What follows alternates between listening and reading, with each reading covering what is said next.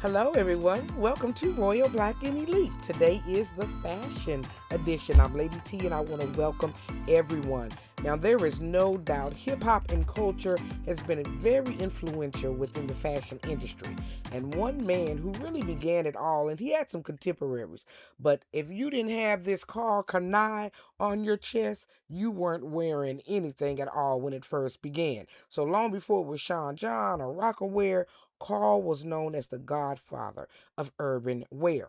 Now, he was on the East Coast. Over in the West Coast, it was Dapper Dan, but they were a little different. Definitely check out my video about Dapper Dan. I'll leave it at the end card. Now, Karl began, his actual name is Karl Williams, and he was born on May the 23rd, 1968, in Limon, Costa Rica. Now, reportedly, his father was Panamanian and his mother was Costa Rican, but he grew up in Flatbush, Brooklyn. Shout out to Flatbush. Please put down below if you're from Brooklyn.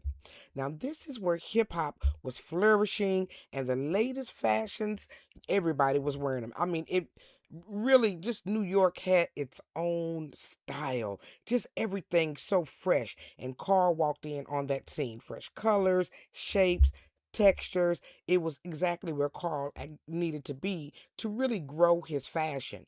But the thing was, the fashion was merging with music because these dudes, big baggy pants, big t-shirts. So this was the look of the time period. So Karl was not a trained tailor, but he could sew just a little bit and he knew what he wanted. So he would work with tailors in town to create what he wanted. And then he would wear the outfit out to clubs. Now, if you've ever seen that one movie, Paid in Full, and when they walked into the club, and I mean fresh all over from the head to the toe, man, Damon have sure fallen off from that time. But anyway, from head to toe, Karl Kani was in that time actually. You know what I mean? Living in that time. And he would walk into the club and people would look at him and they like, oh, you look so good. Can I order that? So they would literally order the clothes that he was wearing on his back. So you have to look good to walk in a room full of black people and they want to wear what you have on and willing to pay for it. So his fashion career began. So he was growing. So in 1998, he moved to LA. Now he and his friend opened a store on Crenshaw Boulevard. Shout out to Crenshaw if you're in LA. Hello, LA. Shout out. But LA wasn't too good to him, actually. He didn't really make any money. And reportedly, allegedly, the store was robbed. So he moved, up to Hollywood. He switched up his approach also. So what they did was, because his clothes weren't selling there in LA, he and his friend sold these catalogs for $2. Now I remember I was talking about Dapper Dan. So Dapper Dan, LA dressed a little bit different. So though New York, they had the big t-shirts and the big boots, all of that. LA, they had different style. And Dapper Dan, he wasn't a tailor and his clothes weren't his own. So that's why his business kind of got messed up. But Carl was able to go. He sold these catalogs for $2 and he began to make some money. So what he did is he took his money and he took out an ad in Right On magazine. How many of y'all put a like down below? Now you have to put a like down below if you know about Right On magazine. So this is how you would get the word out. There was some of you all are old schoolers. Like, there was no what is it, Instagram and TikTok and all that to get your information out. You had to go take a literal ad out in a magazine. But the sales were still flat.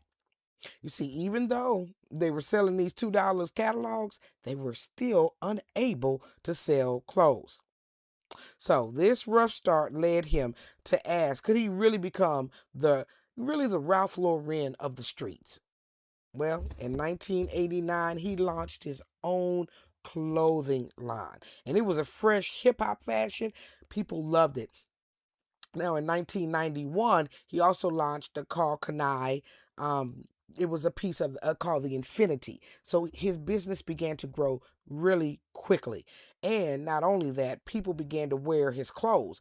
Very important people. People like Tupac and Jay-Z and Nas and Dr. Dre. So, people wearing your clothes with those types of names, you're going to be okay. So his career took off. Known again for these baggy jeans, bold logos. What's funny, he was saying when his business began to decline, this is some years later, we're going to go into his success years before we go into the decline, however. But one of the reasons he put the gold-plated tabs in his shirts is because people would be doing knockoffs. So the reason you knew you had a real Karl Kani is because you had that in the plate in your shirt or in your pants or whatever you had. Now, did any of you wear Karl Kani? Y'all, that it would be worth some money today.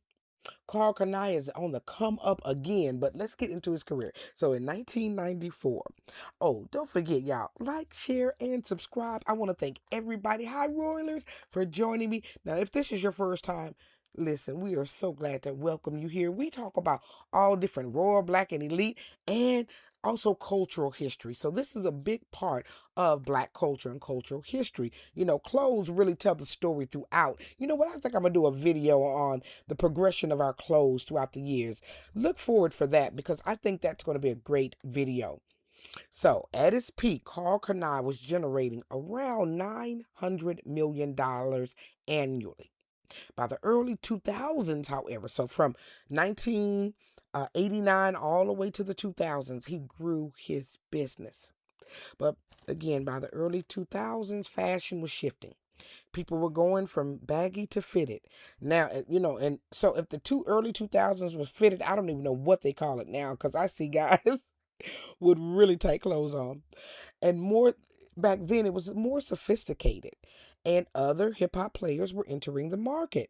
So Fat Farm and people who were rappers were now making clothes. Jay-Z, Rockaware. So these names carried their brands further than Karl Kani because his only name was Karl Kani. So once they stopped wearing his clothes and began to wear their own clothes, the market kind of closed down and he moved overseas and began to continue to make money.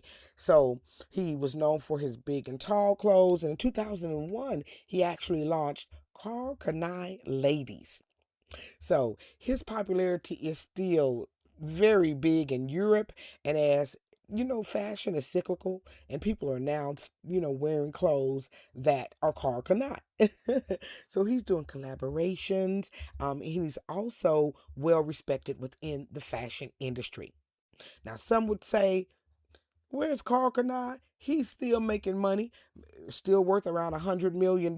So, I would hardly call that a fall off. But a lot of times we don't give people the recognition. This man has built an absolutely wonderful career. And I wanted to just give him his flowers today and now because sometimes when we say people fall off and the fashion is not, no. Karl Kani is still making clothes and he is still leading in the fashion industry as a Black man. So congratulations to him and thank you for listening to another great episode of Royal Black and Elite. Now, my episodes are always for educational and entertainment purposes only, and the Fair Act use is in effect. Now, click down, learn about Dapper Dan, learn about another one I did, how we lost our money through the culture wars, what companies made money on us, and we didn't make the money back. So I think you'll find all of that interesting. So thank you all for joining me and have a great day.